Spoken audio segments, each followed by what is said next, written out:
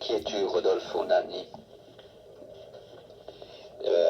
Comme tu vois, mon nom c'est d'origine italienne, Nanni, mais je suis brésilien, je suis né ici à São Paulo, des parents italiens, comme milliers d'habitants de São Paulo. Hein.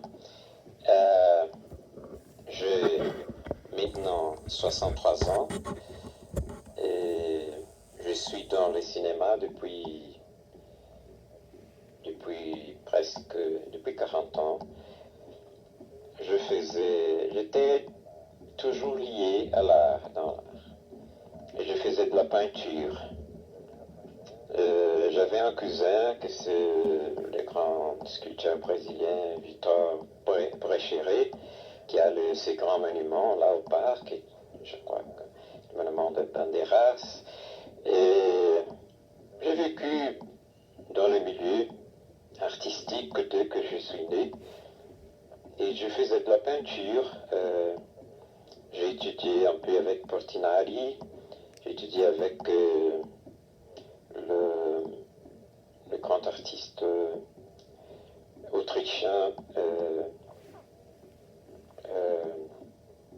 Oh mon Dieu, maintenant ça m'a donné.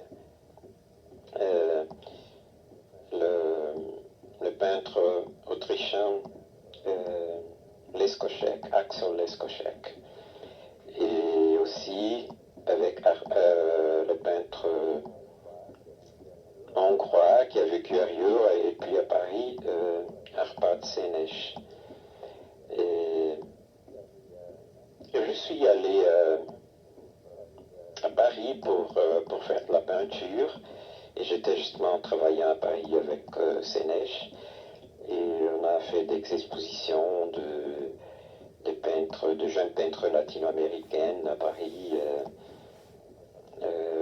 J'ai vécu à Paris de 49 et 50, 2 années.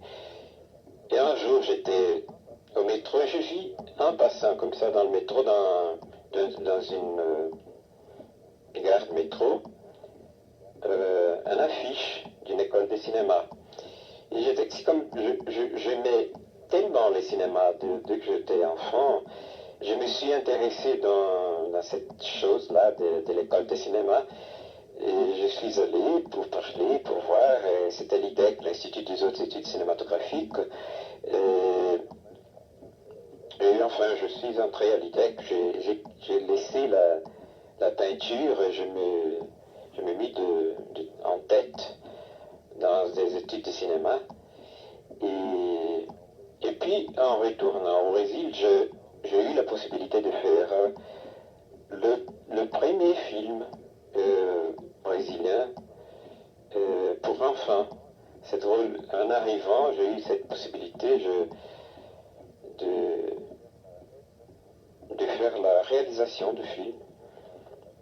Et ce film était basé, ça s'appelle le Saci. Ça passait récemment à Paris, au centre Pompidou, dans la grande mostre de cinéma brésilien, l'année dernière. Et c'est un film maintenant un peu historique parce que c'est le premier film brésilien pour enfants. C'était basé dans l'histoire d'un écrivain, Monteiro Lobato. C'est un écrivain brésilien qui a fait beaucoup de livres pour les enfants. Il y a des personnages très connus pour les enfants brésiliens. Ça se passe à l'intérieur, dans une petite ferme. C'est toute une histoire. C'est un peu fantasy et un peu réalité. Enfin, il y a des personnages réels et des personnages de fantasy. Le Saci, c'est un petit nègre d'une seule jambe qui fait des choses gracieuses. Enfin, ça a été ce film a été, ça a été en Europe aussi. Il y avait une copie dans la Cinémathèque française. Quand Sony Cabot, qui était la directrice de la partie d'enfants de la Cinémathèque française,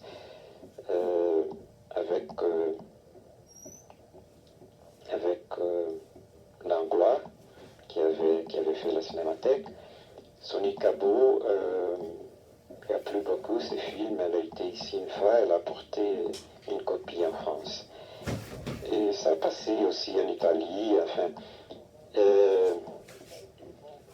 Bon, et ça a été mon commencement dans ma vie de cinéma.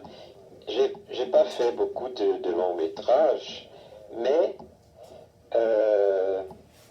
je travaille tous ces temps, il y a presque 40 ans, j'ai fait des courts métrages, j'ai fait même des films publicitaires, et j'ai fait même un film, je crois que je suis l'unique directeur du cinéma brésilien qui est allé pour faire un film en Finlande. C'est une chose drôle, ça. Et j'enseigne du cinéma. Il y a beaucoup de temps, j'ai même créé la première école de cinéma ici. Et puis j'ai créé aussi les cours de cinéma dans une faculté de communication. Et je suis là dans cette faculté depuis presque, je crois, 19 ans. J'enseigne scénario et direction.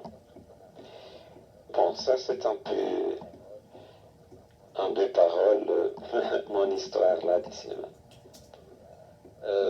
Quand tu étais à l'IDEC, quels étaient tes grands maîtres de cinéma? Bon, en vérité, il n'y avait pas des grands maîtres, sauf un ou deux. Par exemple, mon professeur des réalisations, il n'avait pas fait un film encore. Il était assistant de directeur. Et il a fait un film après que je suis parti de France. Il s'appelle L'Aviron. Mais je n'ai jamais vu un film à lui. Mais c'était drôle parce qu'il y avait des collègues de tout le monde, des États-Unis, des Indiens, des Brésiliens. Il y avait 5 ou 6 Brésiliens à ce moment-là. Mais le professeur le plus célèbre, c'était Jean Lotz, qui a écrit plusieurs histoires du cinéma. J'ai remarqué même récemment, en étant à Paris, que j'étais dans sa dernière histoire du cinéma. J'étais aussi là avec mon film Sassy. Et Jean Mitry aussi. Mais l'autre, c'est, je crois, les plus connus, n'est-ce pas? Jean Mitry aussi, oui. Plus en Europe qu'ici. Parce que l'autre, c'est plus connu ici, peut-être parce que pour ses livres qui ont été traduits ici aussi, c'est plus connu dans le monde du cinéma, au milieu des étudiants même. Alors, mais en Europe, lorsque tu étais à l'IDEC, est-ce que tu avais déjà tourné un film en Europe ou ton tout premier film était celui-là que tu as tourné au Brésil sur les enfants? Non, je n'ai pas tourné.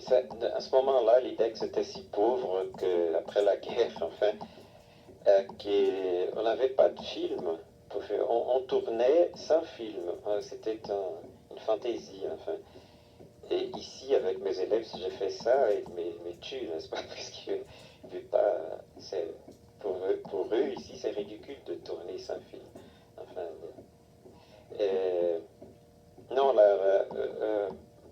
quand je suis arrivé ici, j'ai travaillé pour un moment dans un film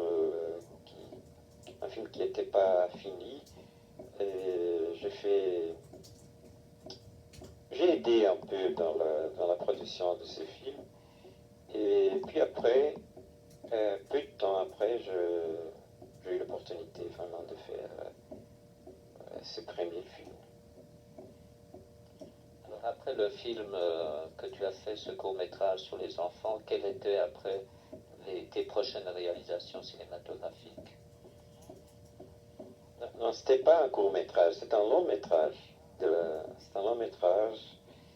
Et j'ai fait, c'est intéressant parce que je parlais de mots sur ça, parce que j'ai fait avec des personnes qui avaient jamais fait du cinéma, les artistes. J'ai pris des enfants, tout crus, enfin, et j'ai travaillé pendant 3 mois avec ces enfants, avant d'aller dans la place à l'intérieur où on a fait les films. Et pour ça, peut-être, ils sont très naturels, ils sont très bien. Et, bon, après ça, j'ai fait beaucoup de documentaires. Je me suis intéressé pour faire des documentaires enfin, pour avoir un peu l'histoire de ma ville, que c'est Saint-Paul, que c'est une ville qui est toujours construite. Elle se construit et reconstruit toujours sur la destruction de la propre ville. Elle s'engloutit tout le temps et c'est une chose étrange, des fois douloureuse même, parce qu'on voit des bâtiments épatants, historiques, sont mis en bas, comme ça, pour faire un autre plus moderne. Et enfin, c'est un peu l'histoire de toutes les grandes villes au monde, mais ici, je crois que c'était exagéré dans ce sens, de détruire pour reconstruire dans la même place. Et alors, j'ai essayé de faire quelques films pour garder un peu la mémoire de la ville, des documentaires. J'ai fait beaucoup de documentaires dans ce sens-là. Je fais peu de films, de longs métrages. J'ai fait un qui s'appelle Cordelia, avec une grande actrice brésilienne qui malheureusement est morte l'an dernier, Lilian Lemmertz. Elle est d'origine allemande, mais c'est né ici aussi. Et elle a gagné le Grand Prix avec mon film, le Grand Prix d'interprétation. Et même le film a gagné un prix. Enfin, à Rio à l'Embrafilm. Et il y avait un journal ici de São Paulo, o Estado de São Paulo, c'est un grand journal ici, qui avait un prix, une espèce d'Oscar brésilien, qui justement s'appelait les Saci, que c'est cette figure folklorique, que c'est ça. Ce sont les deux que tu vois là. Un de deux, j'ai gagné le Saci avec le film Le Saci. Enfin, et l'autre, j'ai gagné avec bon, enfin, en parenthèse, je ne suis pas un enthousiaste des prix et des choses. Des fois, les prix sont très discutables. Mais, enfin, j'ai gagné l'autre avec un film c'est un film important dans ma vie de cinéma, qui s'appelle le drame de la sécheresse. C'est un film que je fais au nord-est du Brésil, sur ce grand problème de la sécheresse et de la faim. Et j'ai commencé à parler sur ces films en Italie avec des gens qui étaient intéressés de faire un film sur les problèmes de la faim dans le monde.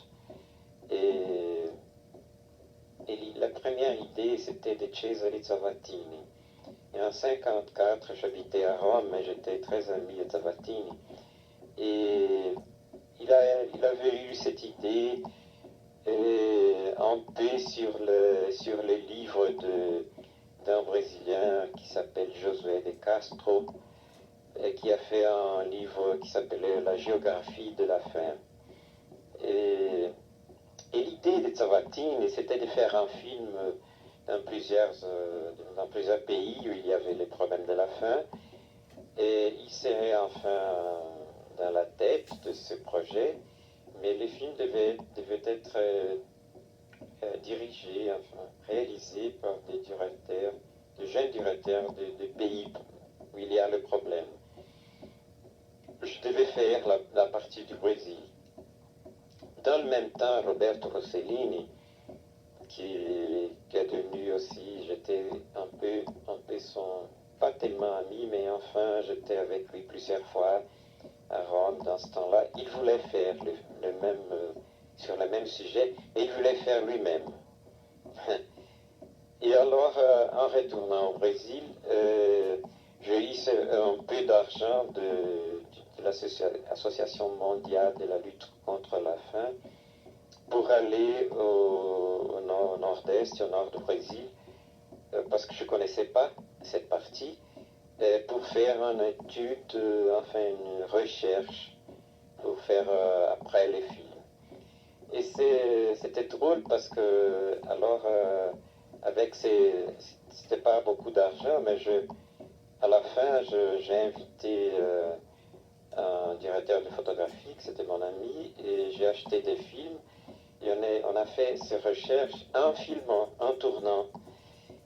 Et quand on est arrivé de retour ici, le matériel celui-là, c'était si impressionnant qu'on on a décidé de faire l'édition d'un film sur ça.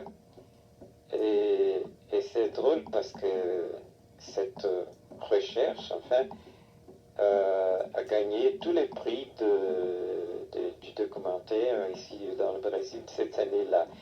Et le grand film a été jamais fait. Le projet de Zovatine a été jamais fait. Mais les Sassi et le drame de la sécheresse sont les films, je crois, les plus importants que j'ai jamais fait. J'ai même ce sont des films qui ouvrent des chemins. Les Sassi a ouvert le chemin des films pour enfants. Bon, enfin, pas tellement ouvert parce qu'on ne fait pas des films pour enfants, presque jamais. Mais l'autre, non, le drame, la sécheresse a ouvert o drama da fome, o drama das secas en portugais. Ça a ouvert toute cette dynastie des films sur le nord-est. Ça a été peut-être le premier film qui a été fait, comme ça c'était un documentaire, mais ça a ouvert les yeux de jeunes, des autres cinéastes qui ont venu un peu plus après, comme Glauber Rocha, et ils ont commencé à faire beaucoup de films dans cette région-là. J'ai fait mon film dans 1958-59. Et il est très impressionnant. Vraiment. Toutes ces retirants, la misère, la faim, la sécheresse, terrible, terrible, oui. Et j'aime bien ce film-là. Je crois que tu es en train de préparer, disons, un scénario pour un nouveau film que tu m'as raconté l'autre jour, que je trouve très intéressant. Est-ce que tu pourrais nous en parler un peu plus? Bah oui, c'est un film, c'est un projet basé sur un fact réel de 1984. Un jeune brésilien d'ici de São Paulo. C'est un jeune qui toute sa vie s'est versé sur la nature, sur la découverte ou la redécouverte de la nature, sur la rencontre de l'homme avec la nature. Il fait des projets très intéressants. Il a fait une chose enfin, il y a beaucoup de gens qui font ça dans le monde aujourd'hui, mais il paraît qu'il a été le premier à faire une traversée de l'Afrique au Brésil dans une petite barque à rame. Il a un drôle de nom, ce nom c'est d'origine arabe, son père est libanais et il s'appelle Amir Klink. Et son père c'est libanais et sa mère est suédoise. Il est un jeune très très beau et très, très intéressant comme personne. Il a fait ses projets pendant 2 années ou 2 ans. Il a construit la barque avec moins de 6 mètres et avec une petite cabine, la radio. Il y a une jeune femme, une nutritionniste qui a étudié tout le problème de l'alimentation. Il a apporté toute son alimentation qui a été faite ici, déhydratée, et il a réhydraté avec l'eau de la mer, qui n'est pas polluée au milieu de l'océan, n'est-ce pas? Et, et il a apporté des petits paquets pour manger pendant 150 jours dans sa barque là. Et puis, il est parti d'un petit port qui s'appelle Luderitz, dans la côte de Namibie, parce qu'il avait besoin des courants qui montaient, le courant de Benguela qui montait, et puis c'est tout un trajet spécial pour les courants, tout ça.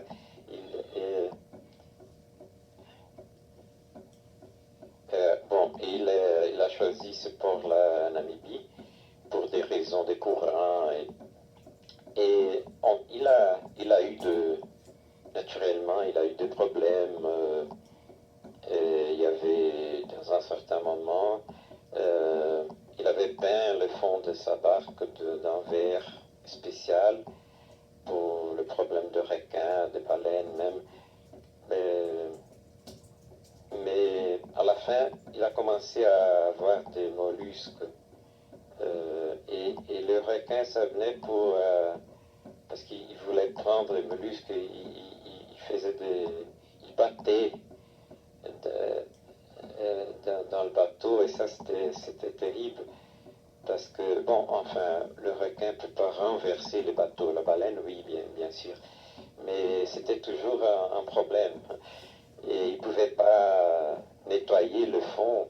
Et ça devenait chaque fois plus lourd et plus lourd. Et ça arrivait à un moment qu'il ne pouvait plus, mais c'était tellement lourd la barque qu'il ne pouvait pas. Il disait, je suis perdu. À ce moment-là, il était perdu. Et c'était fantastique parce qu'il avait une spatule.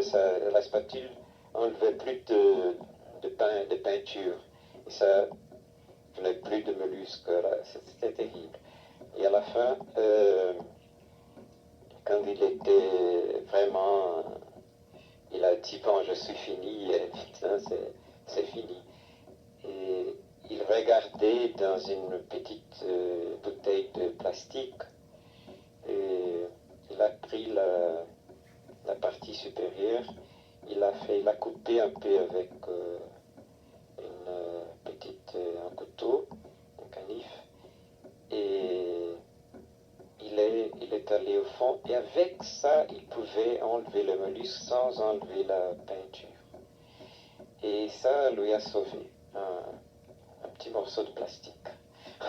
On parle si mal de plastique, mais et ça serait intéressant qu'il lui pouvait te raconter ces choses-là.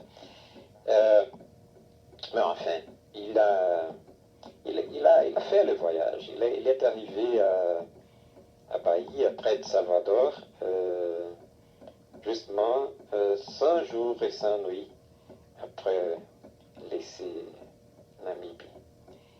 Et il est arrivé parfait, en santé, comme s'il avait laissé son propre lit dans ce moment-là.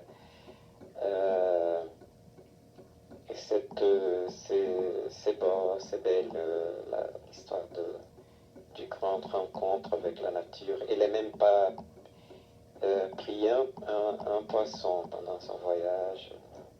Il a sauvé beaucoup de petits poissons, ces poissons qui volent, qui tombaient là-dedans. Il les a sauvés tout le temps que ça arrivait. Et c'est drôle, il raconte des choses très jolies, très jolies. Un jour, une baleine était si proche du bateau, mais si proche il voyait sa propre image dans les yeux de la baleine, comme c'était un miroir. Ce sont des choses... la baleine n'a rien fait. Et oui, il n'y a eu pas de problème avec les baleines. Parce que les baleines, si elles sont un peu... Si on fait quelque chose contre, alors elles réagissent. Mais si on fait rien, c'est pas de danger. Il a même un jour, il s'est rencontré d'un moment à l'autre dans ce qu'il appelle une crèche des baleines, parce qu'il y a les petites baleines, il y avait les petites baleines. Il a ramé avec un grain de délicatesse pour ne toucher une petite baleine, parce que là, ça serait la fin, vraiment. Et c'était intéressant, il a projeté sa barque, que c'était... elle n'allait pas... C'était insubmergible, parce que s'il était dans la cabine, c'était tellement bien fermé que ça... hermétique, c'est impossible d'aller au fond. Et au milieu de l'océan, il n'y a pas de pierres ou des choses comme ça qui pouvaient battre. Alors, il pouvait être, comment est-ce qu'on dit, pris par un bateau. Ça c'était un danger, vraiment. Alors, quand il était dans les courants, dans les voies où vont les navigations, il dormait presque pas. Il pouvait son réveilleur chaque demi-heure pour voir s'il y avait des lumières des bateaux. Parce que les bateaux, même pendant les jours, c'est très difficile pour un grand bateau de voir un petit bateau dans la mer. Très difficile. Il parlait par la radio avec les bateaux qu'il voyait très bien, et les bateaux ne le voyaient pas. C'était une chose étrange. Et bon, alors je m'ai mis en tête de faire un film en long métrage, un film de fiction basé sur cette histoire, la traversée de Amir. J'ai déjà fait, je suis avec, comme tu vois là, je suis avec mon scénario déjà prêt. Je suis en train de la mer voit de chercher de l'argent pour, pour les tournages. Je suis en conversation avec la compagnie brésilienne Embrafilm, la compagnie statale de films du Brésil. Je suis allé à Paris, j'ai parlé avec la SFP, la Société française de production. Enfin, je suis en train de parler avec des gens. Je suis, moi, je suis le film aussi ouvert à recevoir des capitaux. J'espère de pouvoir le filmer. Combien coûtera ce film? Bon, ça, c'est difficile à dire parce que ça dépend, par exemple, de l'acteur. Si je prends un grand acteur, je voulais bien ça parce que ça c'est une force pour le marché international. Si je peux avoir un bon acteur américain, surtout si je peux avoir un Mickey Rourke quelques acteurs comme ça sera formidable. Mais ça, alors l'acteur va coûter des millions de dollars, seulement l'acteur. Mais je crois que pour faire un film sans ça, enfin, c'est un film cher pour nous au Brésil, mais pas cher internationalement. Je crois que je peux faire le film très bien fait avec environ 3 millions de dollars. Mais sans penser dans les acteurs internationaux, il y a les problèmes des trucages, les poissons, les requins électroniques, tout ça. Ça c'est difficile, vraiment. Ça coûte. J'ai pas les prix de ça. Parce qu'il n'y a pas ici, alors ça, je ne sais pas. Mais enfin, le film, pour le tourner, en dehors de l'acteur, en dehors du requin électronique ou la baleine électronique, ça, je pense, entre 2 ou 3 millions de dollars. On peut le faire. parce que c'est pas besoin de traverser l'Atlantique. Enfin. Maintenant, un peu en parlant, vu que tu enseignes dans une école de cinéma, peux-tu un peu nous raconter dans quelle direction va le cinéma brésilien en ce moment? Et comment sont les élèves et quelles sont leurs perspectives pour les années à venir? Je crois que c'est un peu une folie de jeunes gens, mais les cours de cinéma en ce moment, ça commence à avoir beaucoup d'élèves.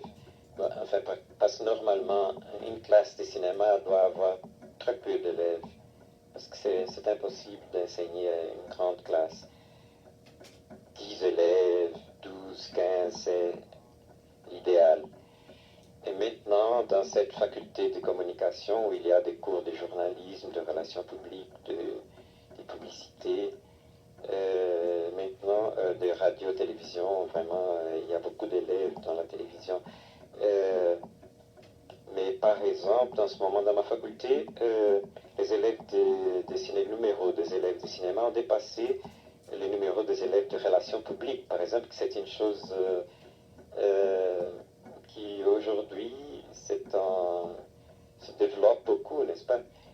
Les relations publiques dans les entreprises, tout ça, les compagnies.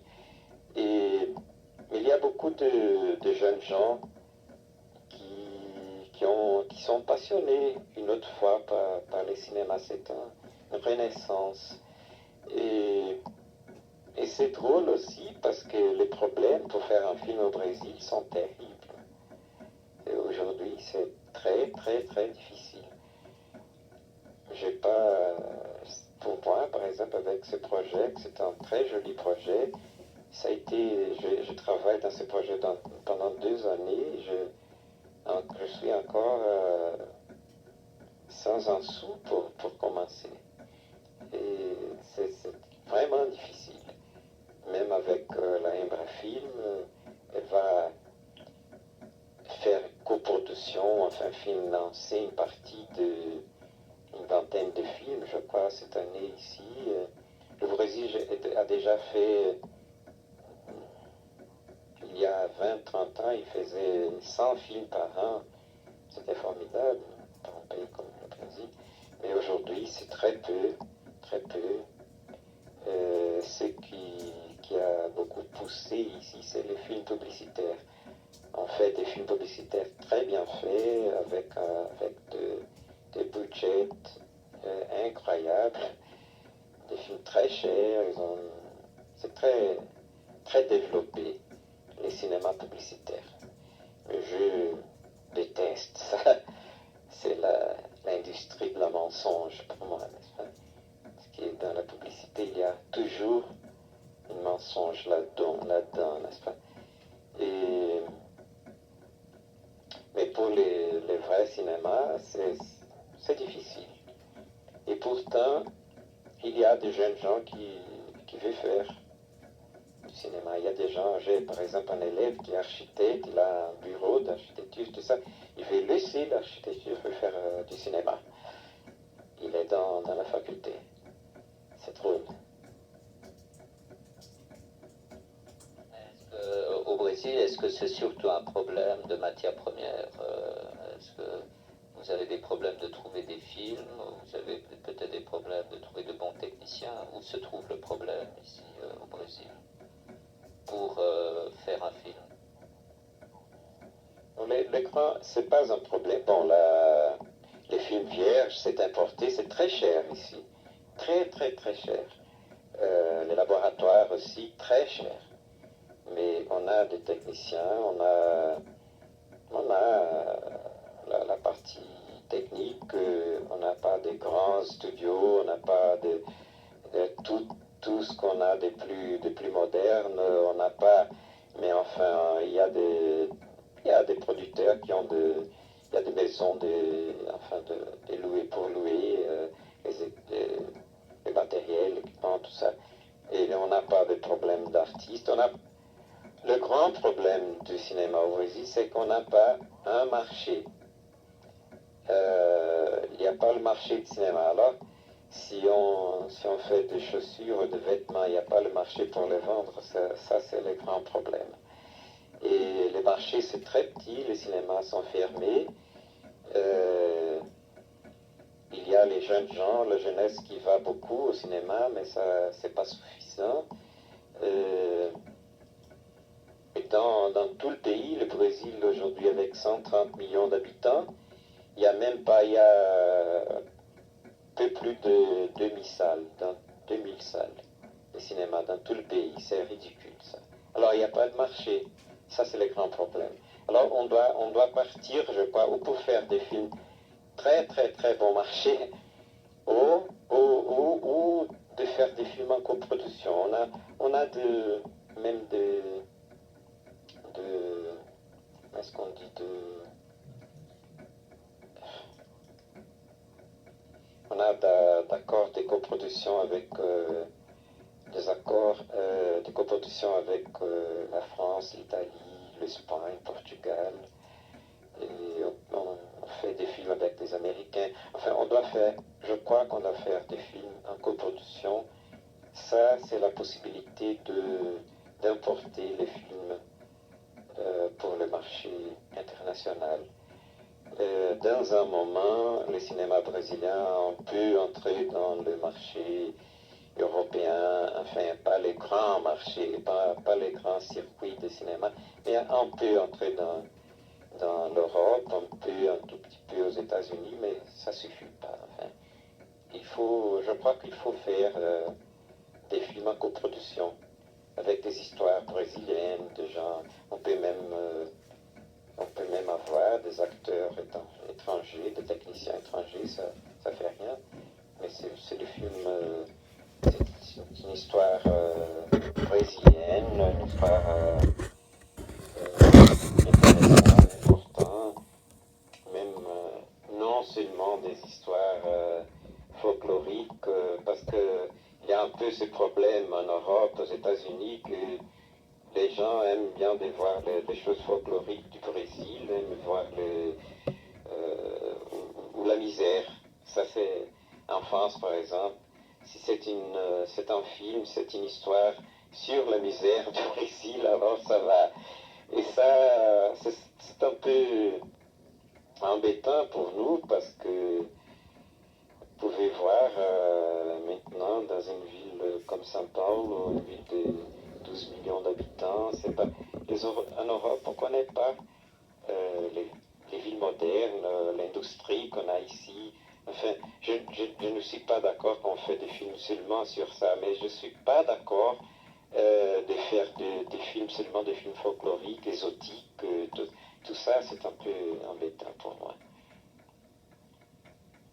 Vous avez quand même ici au Brésil de très bons metteurs en scène, comme Tuka Yamasaki, qui est une très grande femme mise en scène, qui a quand même gagné des prix en Europe et qui représente bien le cinéma brésilien. Est-ce qu'il y en a d'autres dans cette haute gamme, comme Tuka Yamasaki? Ah oui, il y a Tezuka, c'est Tezuka Yamazaki.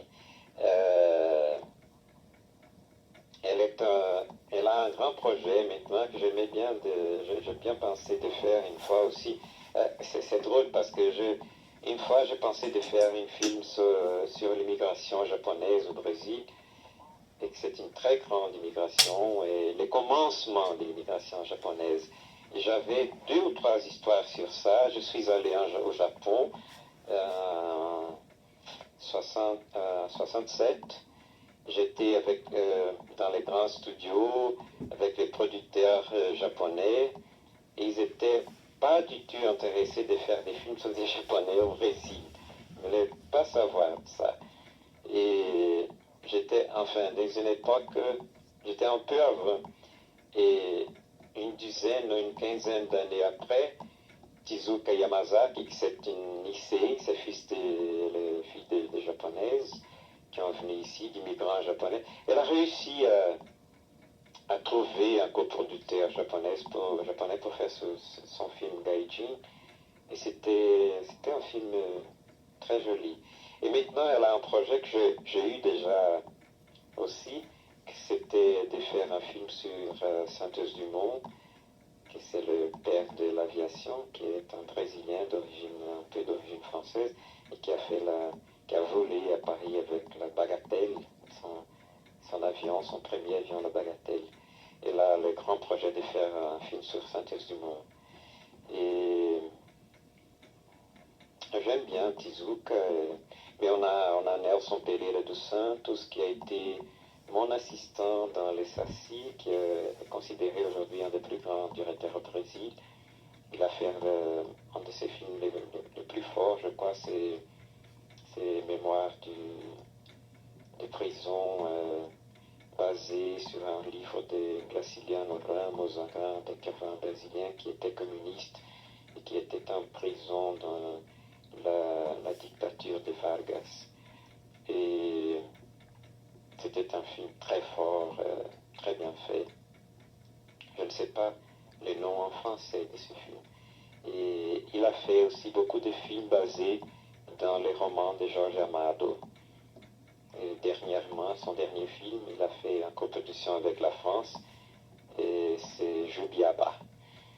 Et bon, il y a plusieurs il y a Joaquim Pedro de Andrade, qui c'est très bon, je peux nommer beaucoup, il y a Diegues, qui est connu en Europe aussi, Carlos Diegues. Il y a Ana Carolina, qui c'était une fille que j'ai aidée au commencement de sa carrière. Aujourd'hui, elle a un bon nom aussi. Elle a fait plusieurs films. Et enfin, il y a Hector Babenco qui est né en Argentine. Aujourd'hui, il est naturalisé brésilien. Il a fait le film qui a gagné, son acteur a gagné l'Oscar. Et Babenco a fait Le baiser de la femme araignée avec Sonia Braga et William Hurt. Il a gagné l'Oscar à Hollywood.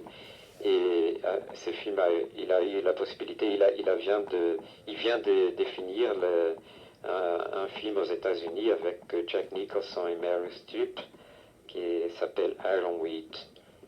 Et maintenant, il est retourné au Brésil. Il a fait le film aux États-Unis, mais il vit ici, il reste ici. Il va faire une pièce de théâtre maintenant à Rio et il va diriger. Et il y a Roberto Farias, il y a beaucoup de directeurs très intéressants au Brésil. Ça, c'est pas la manque de directeurs on a des directeurs très doués, avec beaucoup de talent, je crois. Moi, je crois que vous avez d'excellents directeurs et aussi d'excellents acteurs brésiliens de cinéma qu'on connaît très bien chez nous en Europe. Mais avec tous ces acteurs et tous ces directeurs qui sont la plupart, je dirais, excellents, avec les coproductions, il y a quand même pas mal de coproductions européennes avec le cinéma brésilien, comment se portera le cinéma de demain brésilien?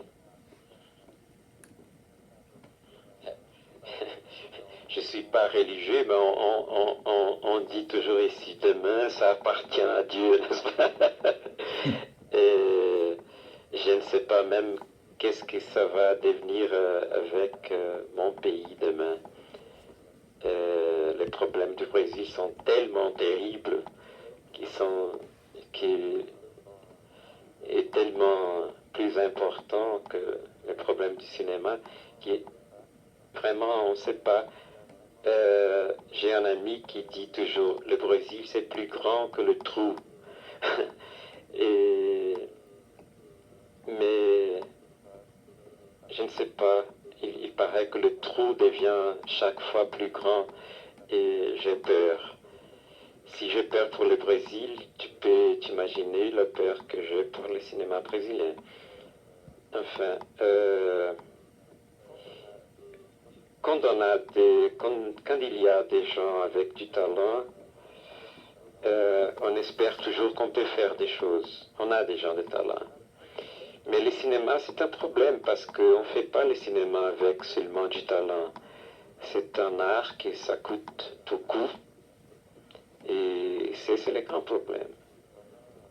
Parce que par exemple, pendant le temps de la dernière dictature militaire qu'on a eue pendant 20 ans, plusieurs intellectuels brésiliens sont allés partout au monde, en Europe, aux États-Unis, dans d'autres pays d'Amérique latine. Je connais des intellectuels qui sont allés au Chili d'Allende, et puis c'est arrivé, M. Pinochet, ils ont dû aller en Europe, et beaucoup d'intellectuels ont laissé le pays. La plupart revenus maintenant, mais il y a un problème incroyable que je pouvais jamais penser que ça pouvait arriver au Brésil. Le Brésil, c'est un pays qui a reçu des gens de tout le monde pendant les derniers 80 années, plus ou moins, les grandes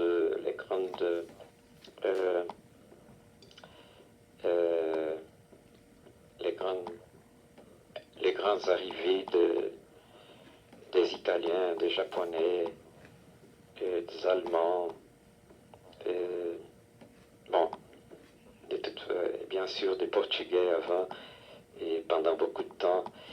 Et on a cette immigration qui a été immense de l'Europe et du Japon ici au Brésil.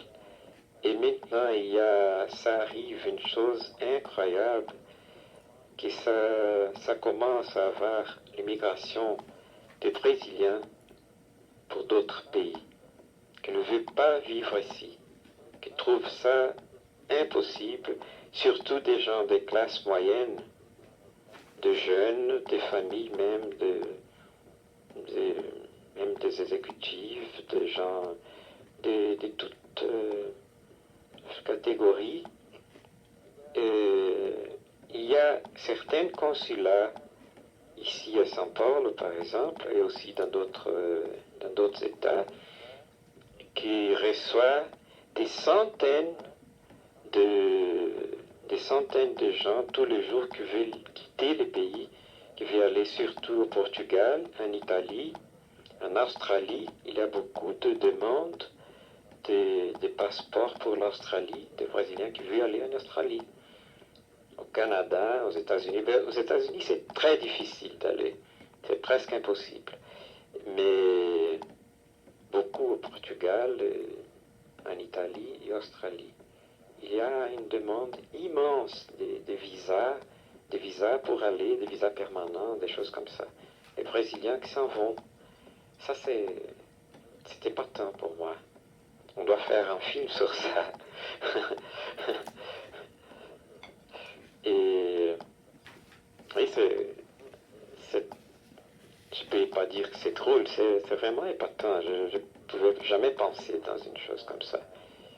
Même moi, j'ai pensé en ça il y a très longtemps. Je voulais travailler au cinéma italien. En 54, je suis allé à Rome, j'ai vécu là, j'ai essayé de vivre en Italie. Et après, j'ai découvert que je pouvais avoir le passeport italien. Mais j'ai jamais pris parce que si mes parents sont italiens, je peux avoir le passeport italien. Alors ça serait plus facile de travailler en Italie. Mais je ne savais pas à ce moment-là. Et c'est une chose tout à fait nouvelle. Alors, pour retourner à ta demande sur ça qui deviendra du cinéma brésilien, c'est difficile de répondre. Vraiment, j'espère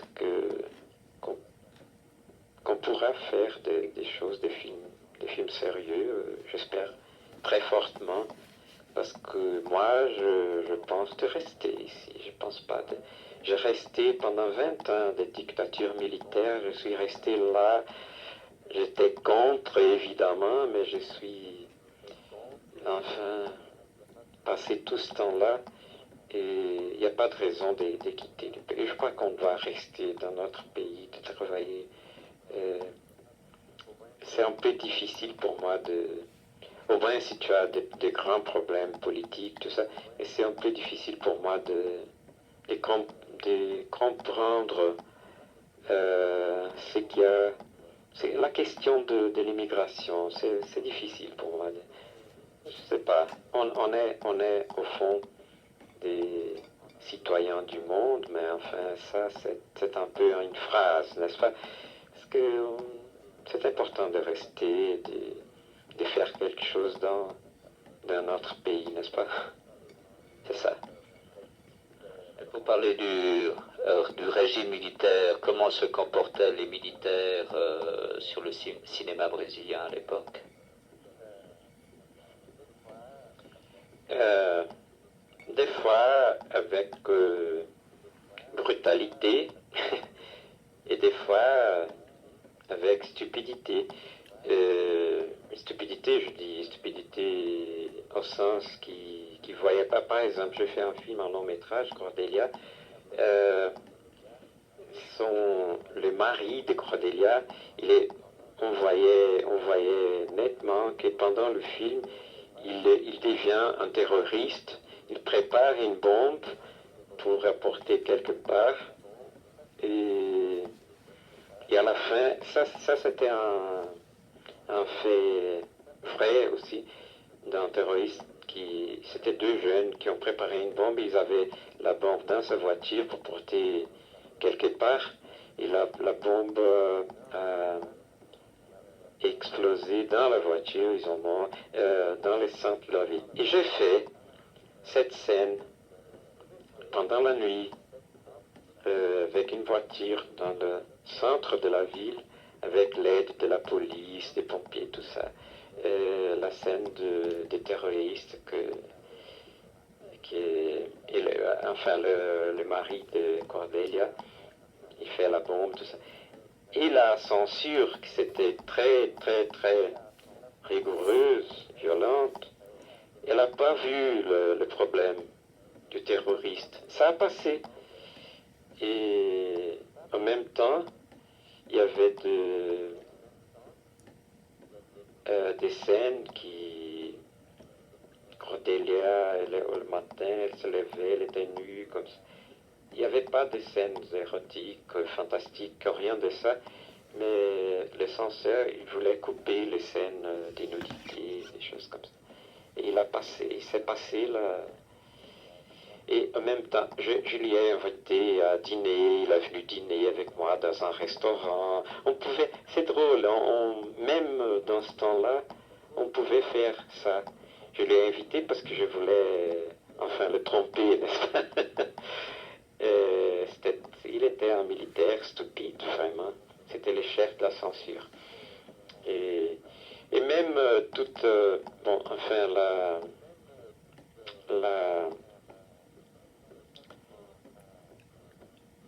les traitements que les militaires ont donnés, enfin,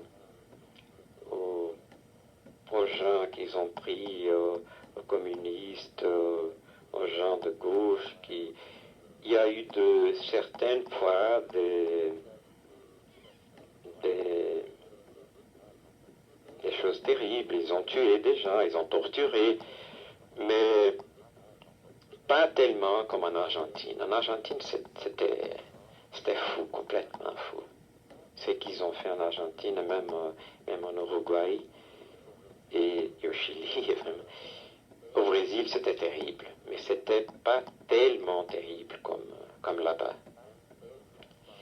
Et même, il y a eu des films très violents contre ça pendant la dictature, et ces films ont passé.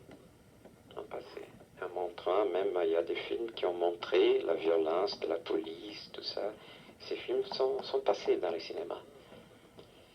Et d'autres façons, il y avait des violences, ils ont tué beaucoup de gens, beaucoup de gens.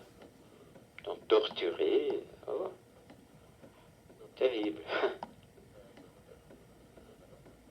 Alors, je voudrais te remercier de nous avoir reçus chez toi, Rodolfo, et de nous avoir parlé de ton cinéma et du cinéma en général ici au Brésil. Merci.